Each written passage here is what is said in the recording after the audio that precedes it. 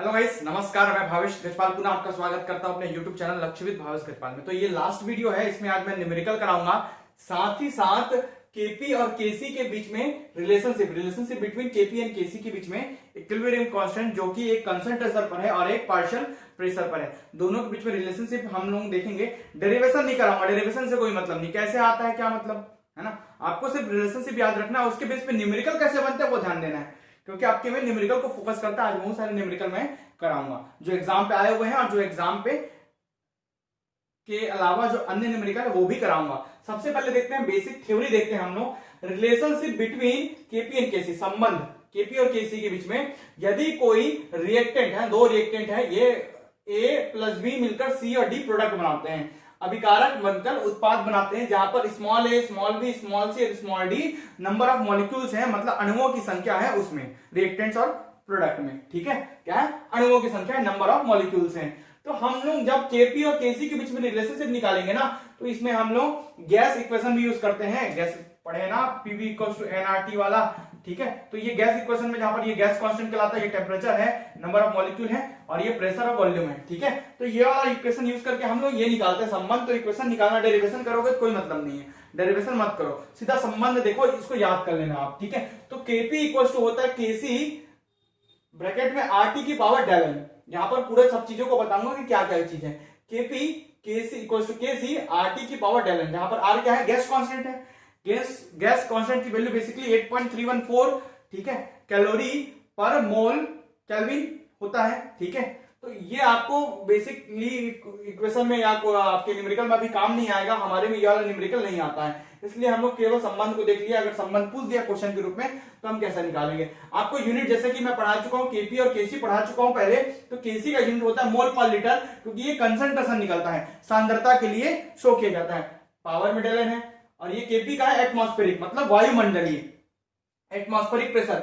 तो partial pressure लगता है तो एटमॉस्फेयर, एटीएम मतलब एटमॉस्फेयर अर्थात वायुमंडलीय होता है इसका यूनिट। इनकी इकाइयां जो होती है केपी और केसी की क्रमशः ये आपको दिखाई गई हैं। ठीक है, where R is a gas constant, T is temperature and del N equals to C D, मतलब number of molecule of product C and D, C plus D minus A plus B, small A plus small B. तो del n कैसे निकाला जाता है, C plus D, small C plus small D minus small A plus small B. ये product का है और ये रिएक्टेंट का है, नंबर ऑफ मॉलिक्यूल्स। तो क्रिया फलो मतलब उत्पाद, मतलब प्रोडक्ट के गैसीय अणुओं, गैसियस मॉलिक्यूल्स की संख्या, number of gaseous molecules at product, है ना। अभिकारक मतलब रिएक्टेंट के गैसियस अणुओं की संख्या, number of molecules at reactant. ठीक है, C plus D minus A plus B से डेल एन की वैल्यू निकाला जाता है, और यहीं से हमारा न्यूमेरिकल आया हुआ है। आगे न्यूमेरिकल कराऊंगा, इसका कराऊंगा और ये वाला कराऊंगा, दो वैरायटी का न्यूमेरिकल मैं कराऊंगा, आप देखते जाइए। अब केसी और केपी पता है, मोलर कंसंट्रेशन पर क्या होता है, साम्य स्थिरांक होता है। इक्विलिब्रियम कांस्टेंट है केसी किस पर, मोलर कंसंट्रेशन पर, है ना, मोल सांद्रता पर, मोल की सांद्रता, इसलिए इसका यूनिट भी क्या है, मोल पर लीटर है। ठीक है, मोलर सांद्रता पर, मोलर कंसंट्रेशन पर साम्य स्थिरांक है, अर्थात इक्विलिब्रियम कांस्टेंट है केसी। केपी जो है पार्शियल प्रेशर पर, आंशिक दाब पर इक्विलिब्रियम कांस्टेंट है। ठीक है, साम्य स्थिरांक है, साम्य अवस्था का स्थिरांक केपी है पार्शियल प्रेशर पर, और ये मोलर कंसंट्रेशन पर। इसमें कंसंट्रेशन ध्यान देखते हैं, इसमें प्रेशर ध्यान देते हैं। इसके पहले पूरा इसका डेरिवेशन में बताया हूं कि कैसे फॉर्मूले से निकाला जाता है। अब देखिए कंडीशन होता है इसमें 1, 2 और 3 कंडीशन, इन्हीं 3 कंडीशन से आपके न्यूमेरिकल आते हैं और आएंगे। ठीक है, देखिए जब C plus D equals to C A plus B हो, मतलब ये दोनों बराबर हो जाए, C plus D number of mole of product equals to हो जाए नंबर ऑफ मोल ऑफ क्या, आपका रिएक्टेंट, है ना, दोनों इक्वल हो जाए तो डेल एन की वैल्यू 0 हो जाएगी। भाई ये दोनों बराबर हो जाए, ये अगर 2 है तो ये भी 2 हो जाए, तो 2 माइनस 2 0, 1 माइनस 1 0, 3 माइनस 3 0। अगर दोनों की वैल्यू सेम हो जाए तो डेल एन की वैल्यू हो जाएगी यहाँ पर 0 इस न्यूमेरिकल में। जब डेल एन की वैल्यू 0 हो जाएगी तो केपी इक्वल्स टू केसी हो जाएगा। जब डेल एन की वैल्यू यहाँ पर 0 पुट करोगे ना, तो किसी की पावर 0 मतलब 1, और 1 का केसी से मल्टीप्लाई करोगे तो केसी ही आएगा, तो केपी इक्वल्स टू क्या हो जाएगा, फॉर्मूले में केपी इक्वल्स टू केसी हो जाएगा। तो ये याद रखना है, केपी इक्वल्स टू केसी कब होता है, कब होता है सामने इक्विलिब्रियम कांस्टेंट इक्वल कब होता है दोनों, है ना, कब होता है, डेल एन इक्वल्स टू 0 पर। और डेल एन इक्वल्स टू 0 कब होता है, जब C प्लस डी और A प्लस बी जो है इक्वल हो जाए। ठीक है, अब ये वाला इक्वेशन आपका दिया गया था पेपर में, H2 प्लस I2 से 2HI बन रहा है। अब इसको कैसे निकालेंगे?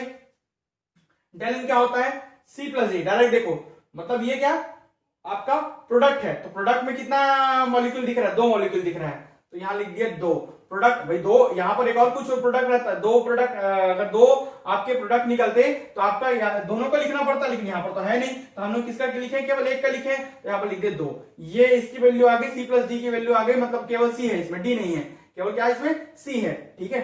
लेकिन ए और बी दोनों है, इसके में कुछ नहीं है, मतलब सामने में कितने मॉलिक्यूल? 1 मॉलिक्यूल, ठीक है। इसके में भी कितने मॉलिक्यूल? 1 मॉलिक्यूल। तो माइनस सी प्लस डी का मान ये हो गया, माइनस ए प्लस बी का मान, ए का मान 1 1 मॉलिक्यूल, और I2 में भी 1 मॉलिक्यूल, ठीक है। तो ये अगर आप 1 + 1 कितना जाएगा? 2, 1 + 1 2, और ब्रैकेट में ओपन होगा तो 2 - 2 0।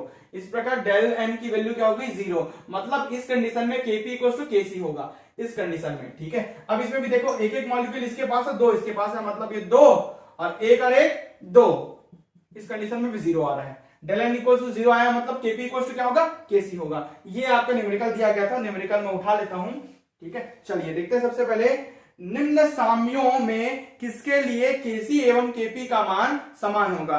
इन which of the following equilibria will Kc and Kp have the same value, है ना। सबसे पहले PCl5 और PCl3 + Cl2 के लिए दिया है, 2SO2 + O2 के लिए दिया है, 2SO3 के लिए दिया है ना। मतलब ये 4 इक्वेशन आपको दिए हुए हैं। तो इसके पहले मैं सभी इक्वेशन को पहले समझा देता हूं, ठीक है। तो पहले ये वाला समझ गए आप। अब ये देखते हैं दूसरे वाले इक्वेशन को। इस कंडीशन में क्या होता है? सी प्लस डी की वैल्यू ग्रेटर देन होती है ए प्लस बी से, बड़ी होती है ए प्लस बी से, तो डेल एन की वैल्यू यहां पर पॉजिटिव आ जाएगा। मतलब जब ये बड़ा होगा, बड़ा होगा मतलब प्लस में होगा, और ये छोटा होगा, छोटा होगा मतलब माइनस में होगा ना। तो ये बड़ा होगा इससे, तो ये वैल्यू हमेशा कैसे आएगी? पॉजिटिव आएगी। डेल एन की वैल्यू, ठीक है, डेल एन चेंज इन मोल जो है ना, मॉलिक्यूल्स है, वो change in number of molecule जो है वो प्लस आएगा, तो इसमें Kp का मान Kc से बड़ा हो जाएगा। जब इसकी वैल्यू प्लस रहेगी तो Kp की वैल्यू Kc से बड़ी रहेगी।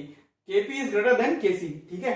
जैसे PCl5 और PCl3 + Cl2 के लिए, तो इसमें नंबर ऑफ मॉलिक्यूल जो रिएक्टेंट का है वो 1 दिखा रहा है, और दोनों जो आपका प्रोडक्ट निकला है, उत्पाद निकला है, ये 2, 1 इसका पास और 1 इसके पास, कुछ नहीं लगा, मतलब 1 और 1 2 लिखा है, फिर इसके पास 1, तो 2 - 1 1। अगर ये डेल एन की वैल्यू प्लस आई, पॉजिटिव वैल्यू आई, मतलब प्लस आई मतलब 0 से ऊपर आई, ये अबोव 0 है ना, प्लस पॉजिटिव वैल्यू अबोव 0 है, मतलब पॉजिटिव वैल्यू आई, तो हमेशा Kp का वैल्यू Kc से बड़ा होगा, ठीक है। वैसा ही N2O4 और 2NO, देखिए इसमें क्या करेंगे? सबसे पहले रिएक्टेंट का नंबर ऑफ मॉलिक्यूल लिखेंगे, है ना, सॉरी प्रोडक्ट का नंबर ऑफ मॉलिक्यूल लिखेंगे, फिर हम रिएक्टेंट की ओर जाएंगे, तो रिएक्टेंट में कितना है? 1 है, तो 2 - 1 1 आया, तो इसका ये Kp is greater than Kc हो जाएगा, ठीक है। तीसरा कंडीशन बोलता है कि C + D less than A + B हो, मतलब छोटा हो, A + B से छोटा हो, तब डेल एन की वैल्यू हमेशा नेगेटिव आती है, मतलब 0 से कम आएगी, है ना। ये 0 से ज्यादा आएगी, 0 के बराबर आएगी, ठीक है। तो अब इस कंडीशन में Kp is less than Kc हो जाएगा। तो N2 + 3S2, ठीक है, इक्वल्स टू क्या बन गया आपका? 2NH3, 2 टाइम्स अमोनिया बन गया। इक्वेशन बैलेंस करना पहले आपके डेमो क्लास में सिखाया हूं, जब तक इक्वेशन बैलेंस करना नहीं आएगा तब तक आप बना नहीं पाओगे। खैर इक्वेशन लिख के दे देता है, तो आपको बैलेंस करने की आवश्यकता नहीं, कई बार बैलेंस करके नहीं दिया तो आपको बैलेंस करके बनाना पड़ेगा। तो सबसे पहले डेल एन की वैल्यू देख लेते हैं हम। तो देखते हैं सबसे पहले प्रोडक्ट क्या निकला? 2 टाइम्स निकला है। प्रोडक्ट में मॉलिक्यूल कितने? 2, तो 2 लिख दिए, और इसमें 3 इसके पास है रिएक्टेंट में, और 1 इसके पास है। 3 और 1 कुछ नहीं, मतलब 1 है, 3 और 1 4 मॉलिक्यूल, तो यहाँ पर 4 हो गया। 2 - 4 - 2, अगर निगेटिव वैल्यू आई मतलब क्या होगा? Kp is less than Kc होगा, ठीक है, इस कंडीशन में। अब देखो 2SO2 सल्फर डाइऑक्साइड का 2 मॉलिक्यूल और 1 ऑक्सीजन का मॉलिक्यूल 2 बार सल्फर ट्राइऑक्साइड बन गया, SO3 बन गया। तो सबसे पहले हम लिखेंगे प्रोडक्ट का, फिर हम लिखेंगे 2 और 1 3 -3 हो जाएगा, किसका? रिएक्टेंट का। 2 और -3 हो जाएगा -1, चिन्ह बड़ी संख्या का लगेगा, घट जाएगा और चिन्ह बड़ी संख्या का लगेगा, तो -1। निगेटिव वैल्यू आई मतलब Kp is less than Kc, ये कंडीशन है। अब क्वेश्चन में दिया गया है, ऑप्शन नंबर 1 को देखते हैं। निम्न में से साम्यों में किसके लिए Kc एवं Kp का मान समान है, इक्वल है, Kp और Kc इक्वल, ये लाना है आपको। सबसे पहले हम देखते हैं PCl5 का, ठीक है, इसमें PCl3 बन रहा है और Cl2 बन रहा है, ऐसा दिया है, ठीक है। तो इस कंडीशन में आप डेल एन की वैल्यू कैसे काउंट करोगे भाई?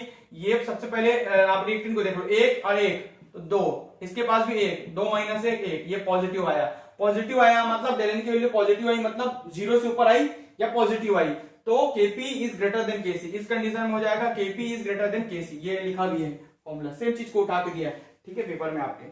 अब देखते हैं SO2 वाला, 2SO2 प्लस O2 वाला, ये लिखा है 2SO2 प्लस O2 वाला, तो इसमें नेगेटिव वैल्यू आएगी, मतलब इसमें Kp is less than Kc होगा, ठीक है। अब तीसरा कंडीशन जो है H2 प्लस I2 2HI वाला, ये वाला कंडीशन है, H2 प्लस I2 2HI, इसी में ही डेल की वैल्यू 0 होगी और डेल की वैल्यू 0 होगी और Kp is equal to Kc होगा। इस प्रकार हमारा आंसर आएगा C। N2 plus 3H2 2NH3, ये वाला वैल्यू है N2 प्लस 3H2, इसमें भी निगेटिव वैल्यू आ रही है, इसमें भी Kp is less than Kc होगा, ठीक है। तो ये इस प्रकार से आपके क्वेश्चन दिए गए हैं, इसका आंसर आएगा आपका सी। समझ आ रहा होगा कैसे बनाना है न्यूमेरिकल्स को, ठीक है। इसके अलावा बाकी और अन्य न्यूमेरिकल अलग से वीडियो बना के आपको बताऊंगा। चलिए अब बढ़ते हैं न्यूमेरिकल की ओर। न्यूमेरिकल समझने से पहले सबसे पहले हम देखते हैं एक्टिव मास को, सक्रिय द्रव्यमान को समझते हैं। फॉर एग्जाम्पल सक्रिय द्रव्यमान मतलब एक्टिव मास क्या होता है, ग्राम मोलिकुलर मास मतलब मोलर द्रव्यमान बटा टोटल वॉल्यूम मतलब आयतन, ये एक्टिव मास होता है। एक्टिव मास निकालने के पहले ग्राम मोलर मास को हम समझते हैं, मोलर द्रव्यमान को निकालते हैं। देखिए ग्राम मोलर द्रव्यमान अर्थात ग्राम मोलर मास कैसे निकाला जाता है, तो मास इन ग्राम, जो भी ग्राम में मास दिया रहेगा ना, द्रव्यमान दिया रहेगा, ठीक है, ग्राम में मात्रा या ग्राम में द्रव्यमान दिया रहेगा, उससे भाग देंगे, डिवाइड करेंगे मॉलिक्यूलर मास को, आणविक द्रव्यमान को। तो ग्राम में मात्रा बटा आणविक द्रव्यमान, जिसे हम कैपिटल W और कैपिटल M से शो करते हैं। ग्राम में मात्रा अर्थात मास इन ग्राम को हम W से शो करते हैं और आणविक द्रव्यमान को हम M से शो करते हैं। तो इससे निकल जाएगी मोलों की संख्या, इसी मोलों की संख्या को ग्राम मोलर द्रव्यमान कहते हैं। क्या बोलते हैं, मॉलिक्यूल्स बोल सकते हैं, या ग्राम मोलर द्रव्यमान हम कह सकते हैं, W/M होता है। अब इस W/M को यहां पुट कर दो, क्योंकि ग्राम मोलर द्रव्यमान, ग्राम मोलर मास हम लोग निकाल लिए हैं, कितना W/M, यहां पुट कर दिए तो W/M/V हो गया, अपॉन वॉल्यूम, ये अपॉन वॉल्यूम है ना, तो ये W/M इंटू V, मतलब इसका यूनिट क्या हो जाएगा, मोल पर लीटर, वॉल्यूम का लीटर, और W/M का हो जाएगा मॉलिक्यूल, ग्राम मॉलिक्यूल पर लीटर, है ना, अर्थात मोल पर लीटर या ग्राम मॉलिक्यूल पर लीटर ही एक्टिव मास होता है। फॉर एग्जांपल अगर मैं बोल दूं कि 2 लीटर, ठीक है, 2 लीटर वॉल्यूम वाले, ठीक है, किसी चीज में हाइड्रोक्लोरिक एसिड मिलाया गया, कितना, 1 ग्राम, कितना ग्राम, 1 ग्राम, ग्राम मोल नहीं बोला है, ग्राम मोल और ग्राम अलग अलग चीजें हैं, ध्यान देंगे।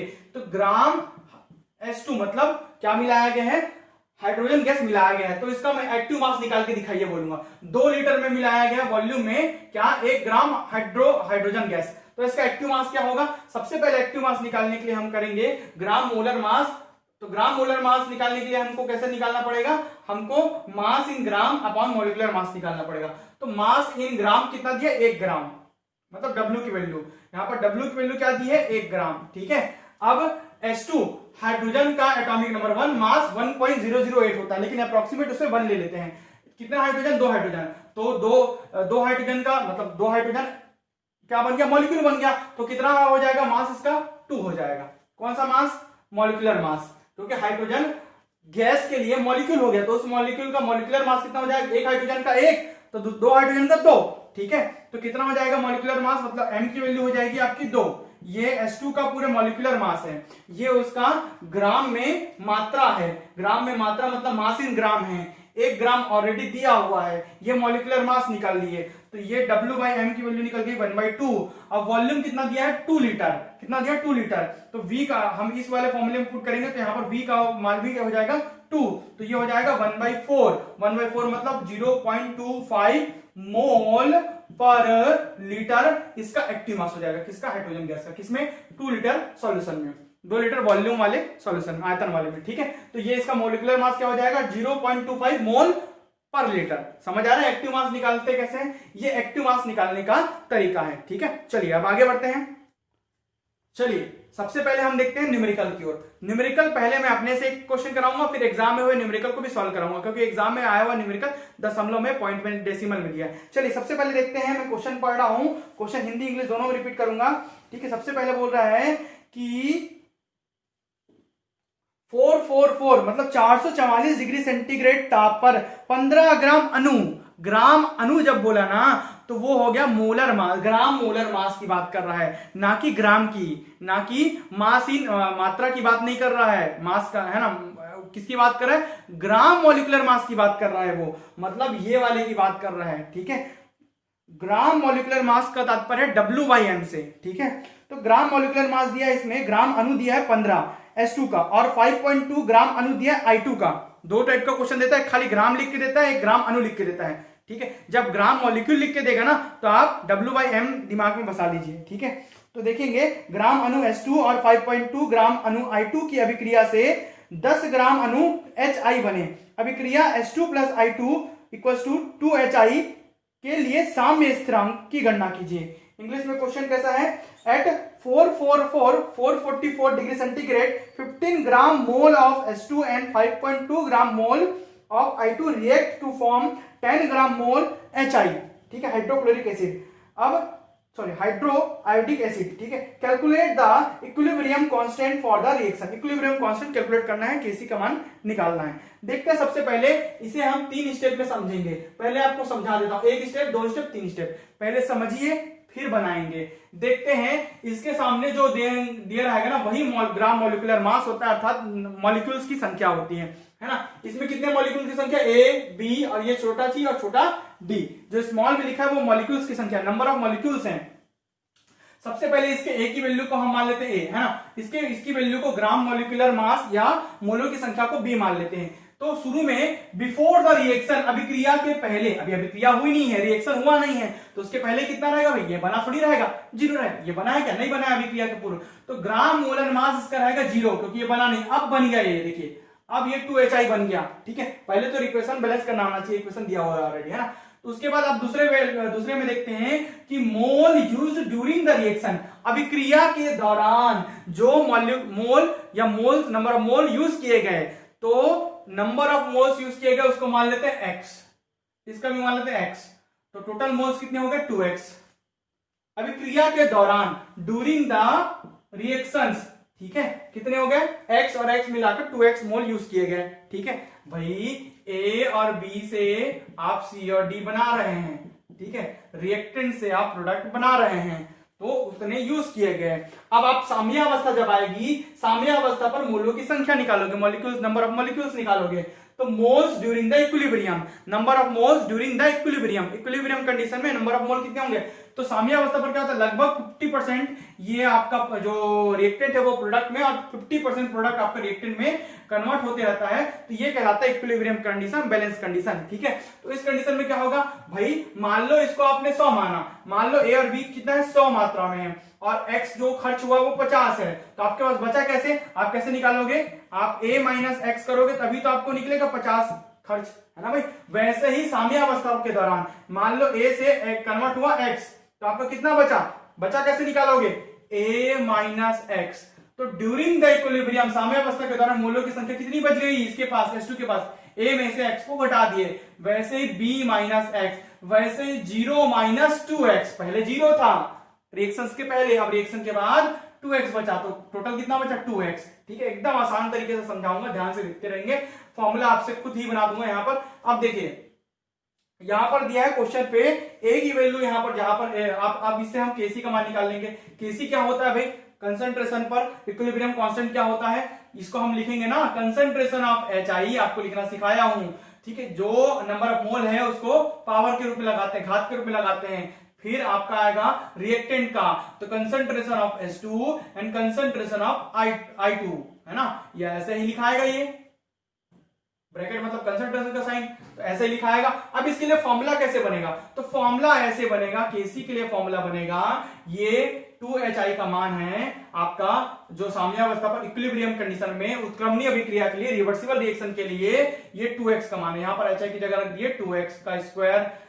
कंसंट्रेशन ऑफ H कितना है, ये है आपका A माइनस एक्स, और कंसंट्रेशन ऑफ B I2 कितना है, B माइनस एक्स, ये आपका बन गया फॉर्मूला आपका Kc निकालने के लिए। देखिए फॉर्मूला ऐसे बनाया जाता है, हर स्टेप में हर क्वेश्चन ऐसे ही बन जाएगा आपका आसानी से, बस आपको निकालने आना चाहिए। जहां पर गिवन डाटा A की वैल्यू दिया है, आपका A की वैल्यू गिवन है H2 के लिए, किसके लिए, H2 के लिए दिया है 15 ग्राम मोल, 15 ग्राम मोल, ग्राम मोल मास, ग्राम मॉलिक्यूलर मास को ही ग्राम मोल मास कहते हैं, ग्राम में नहीं है, ये ग्राम मॉलिक्यूलर मास है, ठीक है। B की वैल्यू दिया है 5.2 ग्राम मोल मास, या ग्राम मोल, ठीक है, इतना दिया है। और आपका 2x का वैल्यू दिया है जो कन्वर्ट हो जाता है इससे इसमें कन्वर्ट हो रहा है, उसकी वैल्यू दिया है 10 ग्राम अणु, 10 ग्राम अणु दिया है, मतलब 10 ग्राम मोल HI बने बोल रहा है। तो कितने बने? 10 ग्राम मोल HI बने, ठीक है। ये आपका I2 है और ये आपका HI है, ठीक है। 10 ग्राम मोल HI बने तो x की वैल्यू कितनी हो जाएगी? 10/2, मतलब कितना? 5 ग्राम मोल आपका x का वैल्यू। पुट कर दो, आंसर निकल जाएगा। Kc की वैल्यू पुट कर दो यहां पर, आपका 2x की वैल्यू है 10, तो 10 का स्क्वायर, a का मान है आपका 15 माइनस 5, x की वैल्यू 5, b की वैल्यू है 5.2, ठीक है, माइनस 5, x की वैल्यू 10 दाम 100, ये हो जाएगा आपका 100, 15 में से 5 गया 10, ये हो जाएगा 0.2, कितना हो जाएगा? 0.2, तो ये 0 से 0 कैंसल, 10/0.2, इसको लिखेंगे 10/2/10, ठीक है। अब ये कहां भाग है? डिवाइड में है, भाग से इसको गुने में ले जाएंगे तो पलट जाएगा, तो ये 10 × 10/2 हो जाएगा, तो ये हो जाएगा टोटल 50, है ना भाई। 2 पंचे 10, 2 पंचे 10, कितने बार में कटेगा? 10 × 10, 100/10, 100/2 मतलब, सॉरी 100/2 मतलब 50, तो 50। तो केसी की वैल्यू कितनी आई? आपकी केसी की वैल्यू कितनी आई भाई? यहां पर 50 मोल पर लीटर। कितने मोल? 50 मोल पर लीटर आई केसी की वैल्यू यहां पर, है ना। केसी की वैल्यू कितनी आई? 50 मोल पर लीटर, ये आपका आंसर है। ऐसे ही केसी की वैल्यू निकाला जाता है। अब देखते हैं एक जो क्वेश्चन आया आपके एसीएफ रेंजर में, सेम क्वेश्चन आया है, क्वेश्चन नंबर 2 आपके एसीएफ रेंजर से मैं ले रहा हूं। देखिए कैसे बनता है। क्वेश्चन बोल रहा है, हिंदी इंग्लिश दोनों में पढ़ूंगा। एक बंद पात्र में आयोडीन के 0.80 मोल एवं हाइड्रोजन के 0.80 मोल को 444 डिग्री सेंटीग्रेड पर गर्म करने पर साम्यावस्था पर हाइड्रो आयोडिक अम्ल के 0.60 मोल बनते हैं। क्वेश्चन बाजू में स्क्रॉल कर रहा है। इस अभिक्रिया का साम्य स्थिरांक मतलब केसी निकालिए। When 0.80 moles of iodine and 0.0 moles of hydrogen are heated in a closed vessel, हमेशा उत्क्रमणीय अभिक्रिया रिवर्सिबल रिएक्शन क्लोज्ड वेसल में होगा, बंद पात्र में होगा, क्लोज पॉट में होगा, है ना। एट और साम्यावस्था इक्विलिब्रियम भी वहीं पर स्थापित होता है रिवर्सिबल रिएक्शन के लिए, इरिवर्सिबल रिएक्शन के लिए नहीं होता।